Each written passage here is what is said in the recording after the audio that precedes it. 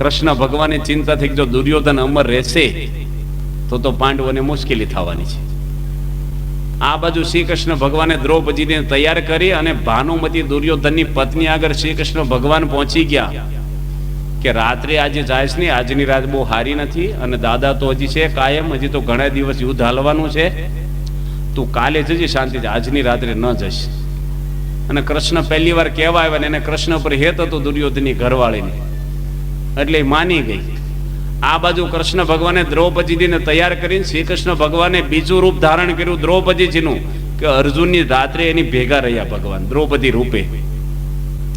અને આ બાજુ ભગવાન પછી દ્રૌપદીજીને લઈ ઘૂમટો કઢાવીને રાત્રે 12 વાગે ચોકીદારને કહી રાખેલું ભીષ્મ પિતાએ કે એકલી સ્ત્રીને આવવા દેજે મારી રૂમમાં. ભીષ્મ તો બ્રહ્મચારી આખી દુનિયામાં વખણાય, પૃથ્વી ગંધને મૂકે પણ ભીષ્મનું બ્રહ્મચર્ય નાશ ન થાય. ગંગે પુત્ર હતા, પ્રતિજ્ઞા કરી હતી, એને સ્ત્રીનો ઘાટ પણ નહોતો. અને રાત્રે 12 વાગે પેલી દ્રૌપદીજી ગઈ અને ભીષ્મ માથે હાથ મૂક્યો, અખંડ સૌભાગ્યવતી રહે છે, તારા પતિનો કોઈ નાશ નહીં થાય. પતિ તો 5 હતા એને. અને પેલી લાજ બાર ઘૂમટો કાઢીને કે છે કે દાદા આશીર્વાદ તો ફળશે ને તમારા, કે તું ક્યાંથી આવી, રાત્રે 1 વાગે એકલી નો આવે, તું કૃષ્ણ ક્યાં છે, કે બહાર ઉભા છે. અને ભીષ્મ ન્યા ગયા. દ્રૌપદીજી પૂછે કે તમે પ્રતિજ્ઞા કરી છે ને અર્જુનને મારી નાખવાની કાલ? એ કે મેં તો આવેશમાં લઈને પ્રતિજ્ઞા કરી છે અને આ હું તને રાજીપાના આશીર્વાદ આપું છું. કૃષ્ણ ભગવાનને કહે છે કે હું તમને હથિયાર ઉપડાવીશ એકવાર લડાઈમાં. અને શ્રી કૃષ્ણ ભગવાનની પ્રતિજ્ઞા હતી કે હું હથિયાર લઈશ નહીં. ભગવાને ભીષ્મની પ્રતિજ્ઞા રાખવાટું પોતાની પ્રતિજ્ઞા તોડી નાખી. આવે છે ને ચક્ર લઈને રથનું. ભીષ્મ પિતા પોતે ઉત્તરાયણના સમય આવે છે ત્યારે ધામમાં જાય છે. આ બાજુ યુધિષ્ઠિર રાજા 3 યજ્ઞ કરે છે. પહેલો યજ્ઞ શોકનો કર્યો, એને શોક થયો હતો. બીજો યજ્ઞ એની કર્યો બ્રહ્મ હત્યાના નિવારણ માટે કર્યો. અને ત્રીજો યજ્ઞ એની કર્યો પોતાની મનોકામના પૂરી થવા. 3 યજ્ઞો કરે છે. ત્યાર પછી કુંતા માતા ધામમાં જાય છે. થોડા સમય પછી દ્રૌપદીજી પણ ધામમાં જાય છે. પાંડવો પોતે ચાલ્યા જાય છે. આ બાજુ અર્જુન પોતેથી પેલા આવે છે દ્વારકાથી રથ લઈ. રસ્તામાં બધા કાબાઓ એને આયરો મળ્યા, બધી પટરાણીઓને લઈને કૃષ્ણ ઓલા અર્જુન આવતા હતા ભગવાનની, અને અર્જુનને લૂંટી લીધો. જે ભીષ્મ પિતાને મારી નાખ્યા, દ્રોણાચાર્યને કર્ણને મારી નાખ્યા ગાંડીવ ધનુષથી અર્જુને સામાન્ય માણસો લૂંટી ગયા. સમય બળવાન હે નહીં મનુષ્ય બળવાન, કાબે લૂંટી ગોપીઓ એ ધનુષ એ બાણ. કૃષ્ણ પધાર્યાને કેળ્યાની વાત શ્રી ભાગવતે ભાખી, કર્યો અસુરે બહુ ઉતપાત હરિનારી ઘેરે રાખી. અર્જુનને ઉપજ્યું કાંઈ ગાંડીવ ઘણું ઈચ્છું, ન થઈ તેની સહાય બુઢા પણ આવ્યું નહોતું. અર્જુન એનોય હતો પણ ભગવાન જતા રહ્યા રખવાળા. આ બાજુ અર્જુન ખૂબ જ રડે છે, કારણ કે ભગવાનના બળથી મનુષ્યનું બળ કેટલું. આપણે પથ્થરો ઉછકવો હોય તો કેટલો 5 મણનો પથ્થરો માંડ 2-3 જણે ઉચકાય, પણ ક્રેન આવી હોય તો કેટલું ઉચકી નાખે, આખો ભરેલો ખટરો ઉચકી નાખે ફળદે. એક માણસ જ આમ ગેર પાડે છે. હનુમાનજી લંકામાં જાય છે ને રાવણની સભામાં પગ રોપ્યો અને ચેલેન્જ મારી કે આ પગ ઊંચો કરે ને સીતા માતાને આપી દેવા. રામની પરમિશન લીધી નથી. કેટલો આત્મવિશ્વાસ ભગવાનમાં એને હશે. બધાય પગ ઉપાડવા આવે છે ને પગ ઊંચો નથી થતો, છેલ્લે રાવણ પગ ઉપાડવા આવે છે. મારા પગમાં શું પડે છે કે છે, રામના પગમાં પડે તો તારો ઉદ્ધાર થશે, આવું કે છે. રાવણ પૂછે કે તું છો કોણ, તારા પગમાં એટલી તાકાત છે, તું કોણ છો? હનુમાનજી શું બોલે છે, રામનો દાસ છું. એવું નથી કેતા કે તારો બાપ છું. ઘણા કહે ને કોણ છો, તારો બાપ છું. બળ પોતાનું નથી બતાવ્યું, માણસને આમ પાવર આવી જાય, રાવણથી પગ ઊંચો નો છો, હવે શું છે તારે? રામની તાકાત હતી એનામાં. જે કઈ કૃપા હતી કોની હતી? રામની. ભગવાનના બળથી માણસ આગળ આવે છે. મનુષ્યનું બળ કેટલું માણસ કરી શકે? એટલે એ બાજુ પછી પોતે કૃષ્ણ ધામમાં ગયાના સમાચાર અર્જુન પોતે લાવે છે. અર્જુન પોતે હૈયા ફાટ યુધિષ્ઠિર આગળ રડી પડે છે. યુધિષ્ઠિર પૂછે કેમ રડે છે તું? તો કે છે કે કૃષ્ણ ભગવાન જતા રહ્યા, આપણા રક્ષણ કરવા વાળા. દ્રૌપદીજી કહે છે કે ઉઘાડનારા રહ્યા અને ઢાંકનારા ગયા આપણા. જે કાયમ આપણે સહાય કરનારા હતા એ ભગવાન પોતે ચાલ્યા ગયા છે જગત છોડી. પાંડવો પણ ઉદાસ થઈ ગયા છે. ત્યાર પછી પાંડવો પણ હિમાલયમાં હાડગાળવા પોતે જતા રહે છે. આ બાજુ પોતે પરીક્ષિતનો જન્મ થાય છે. પરીક્ષિત રાજાને જન્મ પાંડવો જતા પહેલા પરીક્ષિત તો જોકે મોટો થઈ ગયો છો. પરીક્ષિતના જ્યોતિષોએ જોવડાવ્યું કે આને સર્પદંશથી મૃત્યુ થવાનું છે. કેટલી બધી રક્ષાઓ કરી છે ભગવાને. અને જ્યોતિષો કે જે પરીક્ષિતનો સર્પદંશથી મૃત્યુ થશે એમનું. રાજા બહુ ધર્મવાળો થશે, તમારી કીર્તિઓ ફેલાવશે, પણ મૃત્યુ એની આ રીતે નક્કી થયેલું છે નિર્માણ. ત્યાર પછી તો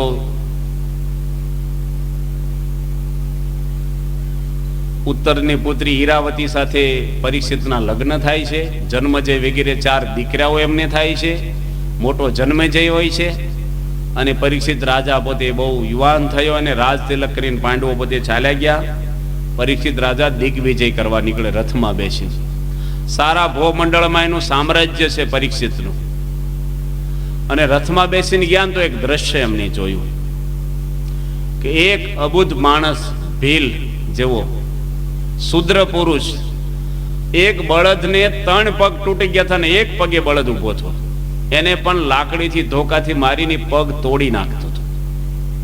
અને બાજુમાં એક ગાય ઊભી હતી, એને પણ લાતો મારતો હતો. ગાય પણ ગોબર કાઢતી હતી, રડતી હતી. બે વાતો કરે છે ગાય ને બળદ કે શ્રી કૃષ્ણ ભગવાન આ પૃથ્વી પર ભાર ઉતારનારા હતા અસુરોનો, માયાનો. એ ચાલ્યા ગયા. આપણું રક્ષણ કરવા વાળા જતા રહ્યા. હવે કોણ આપણને આમાંથી ઉગારે? એટલામાં એકદમ પરીક્ષિત રાજા નીકળે છે ને આ જોયું દ્રશ્ય ને એકદમ રથમાંથી કૂદી પડ્યા. બાણ ઉગામે છે મારવા માટે. અને એકદમ શરણે આવી ગયો પેલો માણસ, શુદ્ર માણસ કે ને નમન નમનમાં બહુ ફેર, બહુ નમન નાદાન. પેલાના રાજાઓ શરણે આવે ને એનો નાશ નહોતા કરતા. પરીક્ષિત, તું કોણ છો? કે મૂર્તિમાન કળજુગ છું. ધર્મના 4 પગ હોય છે, 3 પગને તોડી નાખ્યા કળજુગે. સતયુગની અંદર તપ હતું, એક તપ રૂપી પગ તોડ્યો.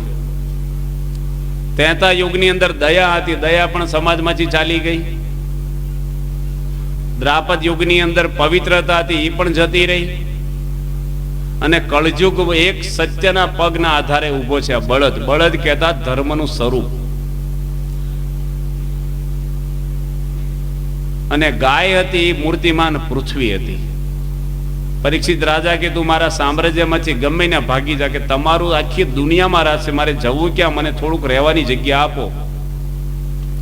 પરીક્ષિત રાજા એને જગ્યા આપે છે, 4 સ્થાન આપે છે. 4 સ્થાન કળજુગના ગણાય છે ભાગવતની અંદર. પહેલું ક્યાં રહેવું તારે? તો કે છે દૂતમ કહેતા જુગાર રમાય ત્યાં રહેવું. કળજુગ એટલે કંકાસ, કકળાટ, ઝઘડો, એનું નામ કળજુગ. અત્યારે આપણે કળજુગમાં જીવી છીએ, પણ કળજુગ છે ને એ આપણામાંથી અઠે, સમાજમાંથી ન અઠે. આખી દુનિયામાંથી કળજુગની આવડતા 4,32,000 વર્ષની લખી છે. હજી કળજુગ 5,000 વર્ષનો થયો છે.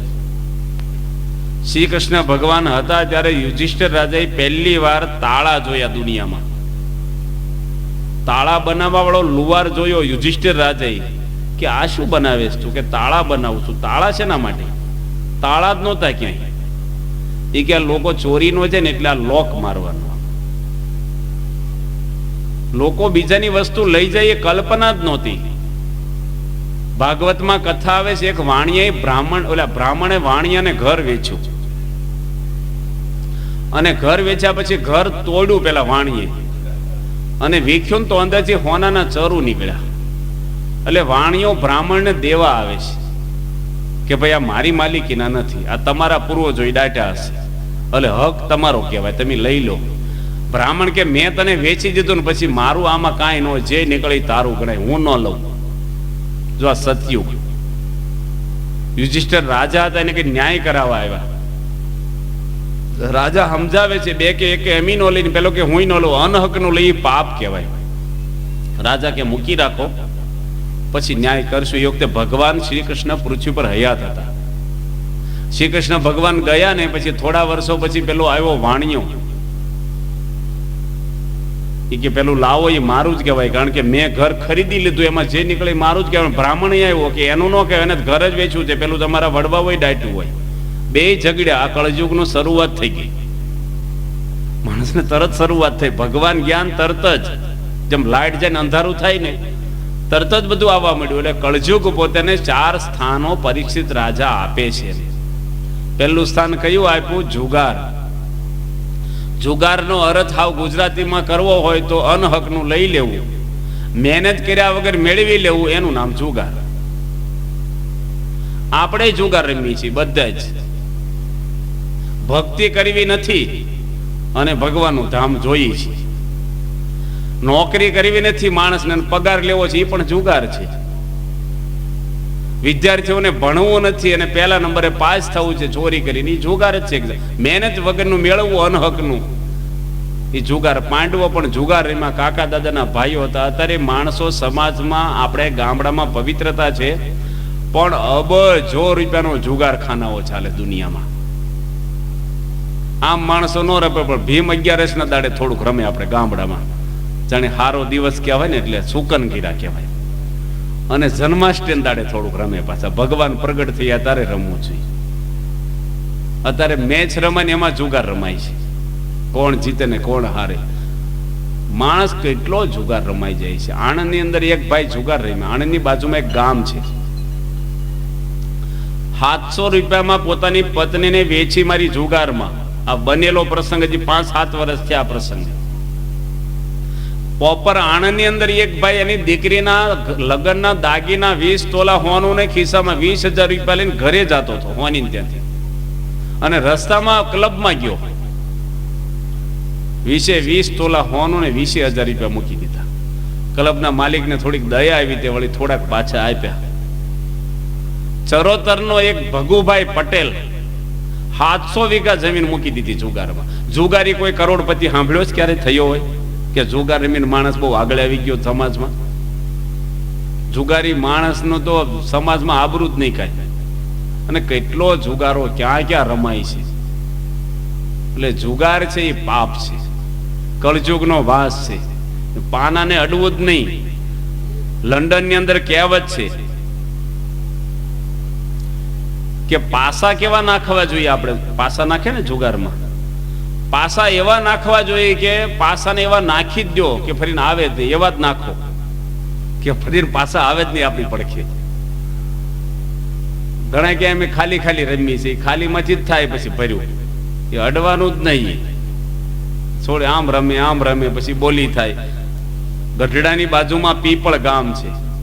હું એ ભાઈના ઘરે જઈ આવ્યો છું, 1.5 વર્ષ થયું. ખેડૂત છે પટેલ આપણો.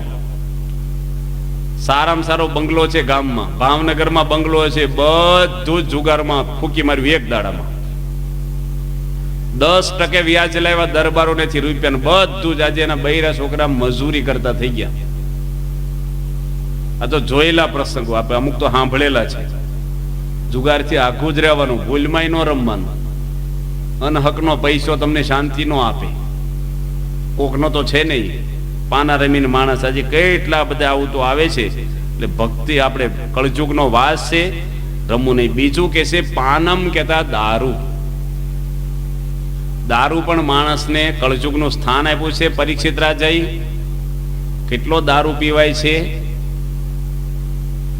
10 વખત નર્મદા આવે ને એટલો દારૂ વર્ષમાં પીવાય છે. કેટલો દારૂ.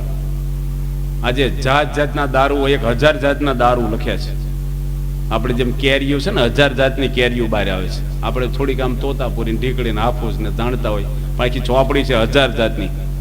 700 જાતના ચોખા આવે છે. એમ દારૂ પણ 1000 જાતના આવે છે. એની પુસ્તક ઇંગ્લેન્ડમાં કેવો કેવો દારૂ તમારે. અને દારૂ માણસ આજે પી બરબાદ થઈ ગયા છે સમાજમાં. જુઓ, દારૂ એટલે બધું સમજી લેવાનું, વ્યસન માત્ર. પાનમ એટલે વ્યસન બધા જ આવી ગયા. આ તમે ગુટકા ખાવ છો એ પણ કળજુગનો જ વાસ છે. નામ કેવા બધા આપ્યા છે, તુલસી, હા, માણેક છન, આ બધા નામ આપ્યા છે.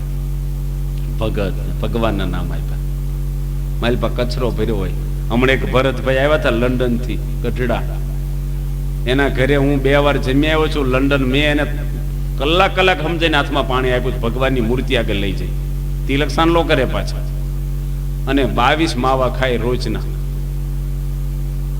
30 વર્ષની ઉંમરે ભાઈ મૃત્યુ પામ્યા. હમણાં જ ગઢડા આવ્યા હતા ને પ્રમુખ સાહેબના આશીર્વાદ લીધા, બ્લડ કેન્સલ થઈ ગયું છે. રડ્યા, મારે ઘરે રડ્યા હતા કે હું માન્યો નહીં, અને ધામમાં નડિયાદમાં જતા રહ્યા.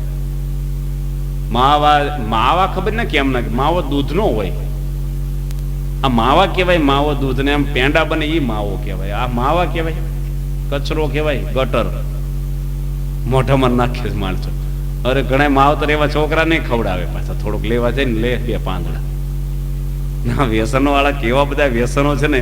પ્રમુખ સ્વામી મહારાજ સાથે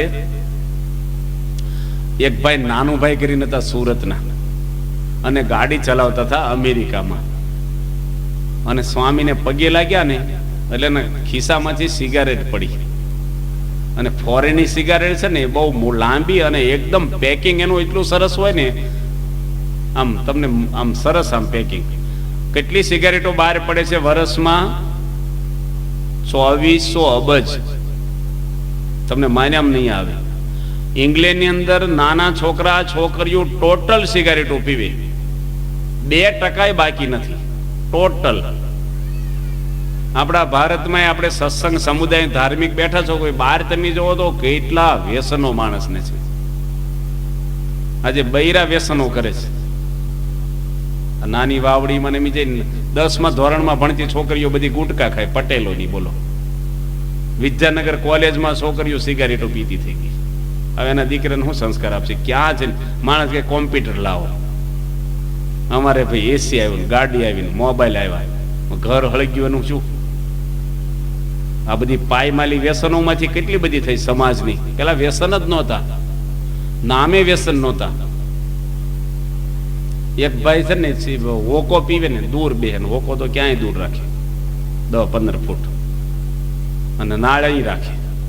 હોકો કે વ્યસન થી આઘા હારા, કે આપણે ફૂંકાઈ મારે પાછો આઘા. એટલે વ્યસન મોઢામાં ધુમાડ જ કાઢે જ તું યાર, આઘા હારા વ્યસન થી. એટલે પેલા નાનું ભાઈ ની સિગારેટ પડી ને, એટલે પ્રમુખ સ્વામી કહે છે કે તમે સિગારેટ છોડી દો ને, અમને ગાડીમાં લઈને ફરો છો, તમે એટલી સેવા કરો છો. સ્વામી એ વાત નહીં બને કે કેમ? તમે કહો તમારી બૈરીને છોડી દઉં કે 15 વર્ષ નો હતો ને ત્યારથી હું સિગારેટ પીવું છું, ને બૈરી આવી છે 22 વર્ષ પછી. એટલે પહેલા સિગારેટ આવી છે, પછી ઘરવાળી આવી છે, એટલે હું સિગારેટ તો છોડીશ નહીં. સ્વામી એને બહુ સમજાવ્યા, ધીરે ધીરે ધીરે ધીરે છોડાવડાયું. પણ વ્યસન એટલા ઘર કરી ગયા હોય છે ને માણસને. માણસ કે મને સંડાસ જ ન ઉતરે બીડી વગર, એવાય અમુક હોય છે. પૈસા નથી હોતા. ઘોડિયામાં કોણ બીડી પાતું હતું? લઈને જન્મા થા બીડીની બોલી ગળી. ઘોડિયા નહોતા બગડતા બીડી વગર. બીડી હોય તો સંડાસ ઉતરે. આ ટેવ હોય. હવે મંદિરમાં આવે ને ગોદડા ઉઠીને બીડીઓ પીવે ઘણે. એટલે ભાળી જાય ને બહાર.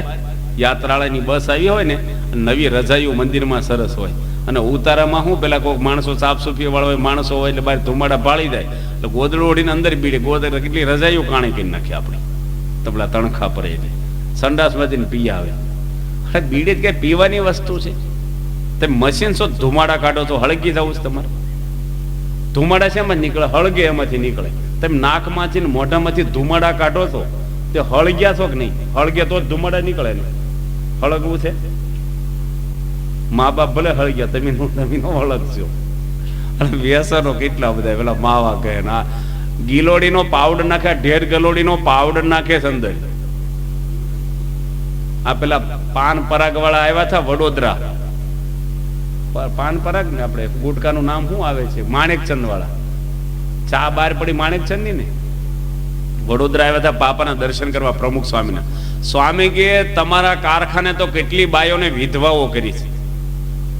આ છોડો ને, બીજો ધંધો નથી દુનિયામાં, રોટલો નથી મળતો તમને. કેટલા માણસોના જીવન હણી લીધા, પછી એની ધંધો બદલો. સ્વામી બહુ વાતો કરી. આ ચા ને બધું બહાર પડ્યું. એનો દીકરી, એના કુટુંબમાં કોઈ નથી ખાતું પાછું. કારણ કે જાણે ને મારી પાસે હું નાખી છે. અને માણસો આ બધા વ્યસનો કરે છે જાત જાતના. હમણાં હું ભોજપરા ગયો હતો, ભાવનગરની બાજુમાં મહાવીરસિંહ બાપુનું ગામ છે. એ ભોજપરામાં સભા કરી અને મધરધામમાં ગયા. ગામના માણસો કે અમારું અડધું ગામથી વધારે વિધવા છે અહીં. હું કામ કે ઘરે ઘરે દારૂ પીવાય છે. લો, એમાં એક દાદા તિલક સાંડલો કરીને બેઠા હતા કે સ્વામી મારા 3 દીકરા 3 દારૂ પીવે છે. 2 જણા પીને જ આવ્યા હતા સભામાં. ઘરે ઘરે દારૂ. આ ભોજપરા ભાવનગરની બાજુમાં ઘરે ઘરે કોક બાય તો રાંડ્યા જ હોય. દરબારોમાં તો લગ્ન કર્યા ને બીજ દાડે રાંડે તો પછી ભણવાનું નહીં, જિંદગી આખી હારે જ રહેવાનું, પાછું પિયરમાં નહીં રહેવાનું. કેટલો ત્રાસ બાય ને આ વ્યસન, આ દારૂ, આ બીડીયું, ગુટકા. એટલે આ કળજુગના સ્થાન પરીક્ષિત રાજાએ કળજુગને આપ્યા છે. એમાંથી આપણે બચવું હોય તો વ્યસનમાંથી દૂર રહેવું.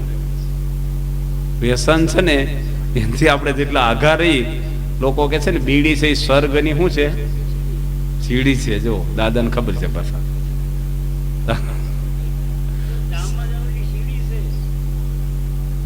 સ્વર્ગની સીડી કે છે ઉતરવાની છે, ધામમાં જવાની છે. પાછા આવો. સંત ચલે વૈકુંઠ में બેસે વિમાન કે માઈ, જહાં જાકે વાપસ ફરીને ભાંગ તમાકુ નાઈ. સંત ગયા ઉપર, પણ હોકાનું વ્યસન હતું, ત્યાં તો હતું નહીં કઈ. સ્વર્ગમાંથી માણસ ટેવ પડી હોય ને, એટલે કોઈ દાડો કોઈ વ્યસન આપણે રાખવું નહીં. તમાકુ છે 120 દેશ ઉપર ઉગાડે છે તમાકુ. આપણે અહીં ગુજરાતમાં બહુ તમાકુનું ઉત્પાદન છે, ખાલી કાઠિયાવાડમાં નથી. ચરોતરમાં જાઓ, આપણે જેમ કપા હોય ને એમ તમાકુ હોય, પણ તમાકુના ખેતરને કોઈ વાડ નથી હોતી. કારણ કે ઢોર છે ને એ પણ તમાકુ ખાતા નથી, એટલે વાડ એને રાખતા જ નથી. દાદા તમે કથામાં વચ્ચે ન બોલજો, સાંભળવાનું સુખ નો આવે. એટલે તમાકુથી માણસના કેટલી બરબાદી થાય છે સમાજમાં. એટલે વ્યસનને પણ કળજુગનું સ્થાન આપ્યું છે. ઘણા બધા પ્રસંગો, હમણાં ઇંગ્લેન્ડમાં વાંદરાઓને બીડી પીવડાવી, 2 બીડી પીવડાવી વાંદરાને, પ્રયોગ કર્યો તો એને આંખમાં ઝાંખપ આવી ગઈ. એક ઉંદરડાને 5 બીડી પીવડાવી. ઉંદરડા છે ને બહુ મોટા, બિલાડી જેવડા ઉંદરડા મુંબઈમાં હોય છે, તો એની નસો બધી ફાટી ગઈ. તમે જોજો, કોઈ વ્યસન નો એક બીડી પીવો ને તમને ચક્કર આવવા મળે, 2 છની લાગે. કારણ કે ખોટી વસ્તુ છે. તમે કોઈ દે ખાધું ન હોય એવું કંઈક ઢોકળા ખાઓ, કંઈક એવી વેરાયટી મીઠાઈ ખાઓ, તમને ચક્કર નહીં આવે. ચાઇનાની કંઈક આઈટમ ખાય, કંઈક પંજાબી આઈટમ ખાઓ, શાકાહારી આવશે. પણ તમે બીડી છે, તમાકુ 5 પોચરા ખાઓ, તરત વમળાવવા મળે માણસને. એ માણસનો ખોરાક જ નથી. એટલે એને પણ આપણે સ્થાન આપ્યું છે. ત્યાર પછી કળજુગે ત્રીજું સ્થાન છે એમાં આપ્યું છે વ્યભિચાર. વ્યભિચારના કર્તવ્યો. કોઈ દાડો પરસ્ત્રી ગમન કરવું નહીં. સ્ત્રીની અંદર કળજુગનો વાસ આપ્યો છે, સ્ત્રીની અંદર જ. પણ કઈ સ્ત્રીને આપ્યો છે? કુટલા સ્ત્રી હોય, વેશ્યા સ્ત્રી હોય, અધર્મ નીતિ વાળી સ્ત્રી હોય, એની અંદર પણ કળજુગનો વાસ પરીક્ષિત રાજાએ આપ્યો છે. ઇન્દ્ર રાજા દેવતાઓનો રાજા કહેવાય, સ્વર્ગનો. એ રાજા પોતે ચંદ્રને વાત કરે છે કે ગૌતમ ઋષિ છે ને એની પત્ની બહુ દેખાવડી છે, અહલ્યા, અને મારે એની જોડે સંભોગ કરવો છે, તું મને મદદ કર. જો આવા કામમાં પાછા ચંદ્રમાં મદદમાં જોડાણા. આવા કામમાં મદદ કરાય કે પેલા શિખામણ અપાય? સચી જેવી રાણી છે, કેટલી બધી અપસરાઓ છે ઇન્દ્ર આગળ, અને ઋષિના ઘરમાં એ કે હું મદદ કરું, કે તું કુકડો થઈને બોલજે 3 વાગે, અને હું બિલાડો થઈને એના ઘરમાં ગરી જાય છે. 3 વાગે કુકડો બોલ્યો ને રાજા પોતે, ઓલે ઋષિ પોતે ગૌતમ ઋષિ જાગી ગયા. કે વહેલી કેમ હવાર પડી? પેલા તો ઘડિયાળો નહોતા. પોતે સ્નાન કરવા ગંગા નદીમાં જાય છે. ગંગા બોલ્યા કે ઋષિ વહેલા કેમ આવ્યા છે? ઋષિને શું કઈ ગડબડ થઈ છે? કુકડો બોલ્યો ને ગંગાજી બોલ્યા વહેલા કેમ આવ્યા? પોતે નદી કિનારે ધ્યાનમાં બેસીને ઘરનું દ્રશ્ય જોયું. આર્ષ દ્રશ્ય હતા, ઋષિ બધું જોઈ શકતા. કે ઇન્દ્ર રાજા ઋષિ પત્ની જોડે ખોટી ક્રિયાઓ કરી રહ્યો છે, અને એકદમ ઋષિ શ્રાપ આપ્યો. ત્યાં જ શરીરમાં 1000 ભગ એને થઈ જાય ઇન્દ્રને, અને બધા ભગમાં એને પાસ પરવું નીકળે ને પીડા પામે 1000 વર્ષ ઊંધી. અને ચંદ્રમાને પણ એક પેલું માર્યું, પેલું હોય ને મૃગ ચર્મ, એટલે કલંક એનામાં પહેરી ગયો. બ્રહ્મવૈવર્ત પુરાણમાં એવી કથા આવે છે, એ પુરાણ આખું મેં વાંચ્યું ત્યારે ખબર પડી મને કે આમાં આવી કથા એક લખેલી છે. આપણે તો બહુ ઋષિઓનું બોલાય નહીં, પણ આ તો પુરાણમાં લખેલું છે કે બૃહસ્પતિની દીકરી તારા એને લઈને ચંદ્રમાં ભાગી ગયા. બૃહસ્પતિ દેવતાઓના ગુરુ કહેવાય, ગુરુની દીકરીને લઈને ચંદ્રમાં જતા રહ્યા. બધા સમજાવે છે તો મુકતા નથી ને એને છેલ્લે શંકર ભગવાન સમજાવવા ગયા કે પત્ની તો ગુરુની દીકરી તો બેન કહેવાય, તો છોડી દે. ભગવાને ત્રિશૂળ માર્યું એને ચંદ્રમાને, ત્યારે છોડે. આવી બધી કથાઓ, કારણ કે માણસને વાસનાઓ છે ને અનાદિકાળની જીવમાં છે. શરીર ઘટા થાય છે, મન ઘટું નથી થતું. મનમાં માણસને ઝંખના વિષયોની, ભગવાન સ્વામિનારાયણે લખ્યું છે કે બહારથી વિષય તમે ન ભોગવો ને તો અંતરમાં વિષયનું ચિંતવન થાય, પણ વિષય વગર કોઈ જીવ રહી શકતો નથી. વિષયો 5 છે. એટલે સ્ત્રીની અંદર પણ એને આપ્યું છે. ઘણા બધા પ્રસંગો એમના આવે છે. રાવણનું પતન શેમાંથી શું છે? કેટલો રાવણ વિદ્વાન હતો, 4 વેદ મોઢે બોલતો, બ્રાહ્મણ હતો, તપસ્વી હતો, 10,000 વર્ષ તપ કર્યું છે, શંકર ભગવાનનો ભગત હતો, છતાંય પણ સીતા માતાને બેહારવાના અભરખા ઘરમાં એમાંથી રાવણનું પતન થયું. જોવો, સ્ત્રીમાંથી થયું ને. એક ભાઈ કથામાં શું કે આપણે છીએ ને ભમરા છીએ, સ્ત્રીઓ છે એ ફૂલ છે, ભમરો તો ગમે તે ફૂલ ઉપર સુગંધ લે. આવો ભેદ તમારે ન સમજાવો. કોક મને કીધું છે, એવી કથા આવે છે. આપણે ગુણેશ્વરની વાતોમાં આ પ્રસંગ આવે છે કે ભાઈ આ શાસ્ત્રમાં વિવેક બતાવ્યો, વિધિ અને નિષેધ લક્ષ્મણ રેખાઓ દોરી છે કે બોર્ડરમાં રહેવું. અને પેલો છે ને કોકના ઘરમાં પેઠો હશે, રાતના ખોટા સંબંધ હશે, અને તો દરબારનું ઘર નહીં તો બાર વાડીએ ગયા હશે. અને આ બાજુ એ ભાઈ વાડીએથી રાત્રે આવ્યા પાછા, બીડી બાકસ કે ચા પાણી ભૂલી ગયા છે, અને જોડા પડેલા ફળિયામાં ખબર પડી કે મારા ઘરમાં કોક છે. સ્ત્રીની આંખમાં ઊંઘ નહોતી કે કોઈ નથી, અને ભાલો લઈને ગયેલા ને તે ભાલો કોઠીમાં નાખ્યો જોવા, અને કોઠીમાં ભાઈ હંતાણેલા. અને ભાલો વાગે તો નો અવાજ કરવો તો નીકળે તો ખરો જ. અને શીશ પડીને પેલો તો ખાંડણી એમ ખાંડે ને એમ ભાલાથી મળ્યો મારવા, અને કાળી શીશો પડે જીવ જાય. તારે મંદિર બાજુમાં સંતો જાગ્યા, પેલા બોલ્યા હતા નર ભમર. સંતોએ પૂછ્યું બાલમુકુંદ સ્વામીને, સ્વામી આ અવાજ કેમ બહુ આવું શું થાય છે? કાં તો ભમર ગુંજાર કરે છે કે છે, ભમર ગુંજાર કરે છે. એટલે આ પાપ છે, આમાંથી દુઃખ હજારો લાખોને આવ્યા છે. કોઈ પાપ જાણતું નથી, પણ આપણું હૃદય તો જાણે છે ને, આપણને જ ખૂંચા કરે. એટલે સ્ત્રીની અંદર પણ આવી રીતે આપી છે પવિત્રતા. 33 યુગની અંદર પવિત્રતા જતી રહી. પવિત્રતા, હિંસાની અંદર આપણે કળયુગનો વાસ આપ્યો. 4થું સ્થાન, હિંસા ન કરવી કોઈ નહીં. સહેજ મળ્યા જો દૂધ બરાબર, માગ લિયા છો પાણી, ખેસ લિયા જો રક્ત બરાબર, ગોરખ બોલ્યા વાણી. સેજે સેજે મળે ને તો દૂધ મળ્યા બરોબર છે. તમે માગીને લો ને તો પાણી છે, દૂધ હોય તોય. અને ખેંચીને લો એટલે પરાણે લો ને એનું લોહી પીધા બરોબર છે. ભગવાન સ્વામિનારાયણની શિક્ષા પત્ર લખ્યું, માકડ ચાકડ જો ઝીણા જીવને પણ મારવાની જાણી જોઈ. વિવેકાનંદ સ્વામી પરદેશ ગયા અને કારખાનું દેખાડ્યું કે એક બાજુ ગાયને ઊભી રાખે અને ગાય કતલખાનામાં જાય તો બધા સ્પેર પાર્ટ એના જુદા થઈ જાય. લોહીની બોટલો ઓટોમેટિક ભરાઈ જાય, ચામડાના ઓટોમેટિક સાફ થઈને એના પટ્ટા બકલો બનવા મળે, પેલું પાકીટો. અમેરિકામાં એવી ફેક્ટરી બતાવી, અને હાડકાનો પાવડર થઈને એની દવાઓ બને. એને એમ કે આ ખુશ થઈ જશે કે અમારા દેશમાં આવું સંત વિવેકાનંદ સ્વામી કે આ બધું ભેગું કરીને નાખો આ બાજુ, અને આ બાજુ ગાય ઊભી કરો. હવે કે તમને જીવાડવાનો અધિકાર નથી તો મારવાનો અધિકાર નથી.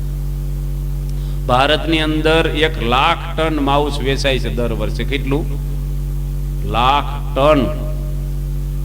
50 મણે ટન થાય. કેટલા પ્રાણીઓને મારી નાખતા હશે. 3500 કતલખાના છે. આજે હિંસાઓ આપણે તો નથી ખાતા, પણ તમે છે ને ગાળા છાળા વગરનું ખાઓ છો ને, એ પણ હિંસા જ છે. એ પવિત્રતા નથી. ઘરમાં બધું લોટમાં ધનેડા હોય, પેલી છાણી હોય ને, એક બાજુ એમને પડે ને એક બાજુ સળાઈને પડે, કાણી પડી ગઈ હોય છાણી. ગણામાં કાણા પડી કે તમારી પેલી ગણી હવે આવે છે ને એ કાણી થઈ ગઈ હોય, બદલે જ નહીં. એક ભાઈના ઘરે ગોળા ઉપર જ નળ રાખ્યો છે સીધો, વિસળવાનું જ નહીં ક્યારે. આપણો સત્સંગી છે નહીં પણ કાર્ય કરશે પાછો. નળ ચાલુ કરે ગોળો ભરાય છે. એટલે હવે ગોળો વિસળવાનો જોઈએ રોજનો રોજ. તો માણસની અંદર શુદ્ધતા રાખવી જોઈએ આપણે, પવિત્રતા. પવિત્રતા અને શુદ્ધિમાં બહુ ફેર છે. સાકરનો ગાંગડો પડી ગયો હોય કોઈ મળમૂત્રમાં તો તમે ધોઈ નાખો તો શુદ્ધ થાય, પણ ભગવાનને ધરાવાય? પવિત્ર ના કહેવાય. પવિત્ર અંદરની વસ્તુ છે, શુદ્ધિ બહારની વસ્તુ છે. એટલે કળજુગના 4 સ્થાન આપ્યા છે. ત્યાર પછી પરીક્ષિત રાજા પોતે ઘરે આવીને બીજે દાડે, કોઈ દાડો નહીં ને તે દાડે એના પૂર્વજનોનો પટારો વીખ્યો. એની પટારો પોતે વીખતા કે હું મૂકી ગયા છે પાંડવો. જૂનો પટારો હતો. આપણે હોય ને ઘણી વાર નવરા પડી તો કઈક વીખી, પરીક્ષિત રાજાએ વીખ્યું. એમાંથી જરાસનનો દીકરો સહદેવ હતો. આ પાંડવોનો ભાઈનું નામ સહદેવ, પણ જરાસનના દીકરાનું નામ સહદેવ હતું. અને ભીમ છે ને બળજબરીથી સહદેવને મારી અને એક હોનાનો મુંગટ જરાસનનો બહુ સરસ હતો, એ મુંગટ ભીમ લઈ આવેલો. એ બધી વસ્તુ પટારામાં ભરેલી પાંડવોએ. પરીક્ષિત રાજાએ પટારો ખોલ્યો ને મુંગટ જોયો ને એટલે એની મુંગટ પહેર્યો. કળજુગને 5મું સ્થાન માગ્યું પરીક્ષિત રાજા આગળ કે 4 સંતો હાવ ગંદવાડા જેવા આપ્યા, એમાં એકે હારું નથી, એક હારું આપો મને. કે કળજુગનો વાસ પછી સુવર્ણમાં રાખજે, તું જા સોનામાં રહે છે. તમે આ દાદા દાગીના પહેરો ને પહોંચી ચેન, એમાં કળજુગના પહેરવામાં કઈ વાંધો નહીં, પહેરવું, પણ તમારે જાણી રાખવાનું કળજુગને લઈને ફરું છું. કળજુગ ભેગો જ છે આપણી હાથે. સોનામાંથી ઝઘડા થાય છે કે નથી થતા? સોનામાં જ થાય. જજો, માણસ મરે ત્યારે પેલા હોનું વીખી લે, છોકરાઓ કાઢી લો બધું. આમ હોનામાંથી જ કેટલા ઝઘડા. એટલે કળજુગે હોના, ઓલા પરીક્ષિત રાજાએ હોનાનો મુંગટ પહેર્યો. મુંગટ પહેરી અને પહેલી વાર કોઈ દાડો નહીં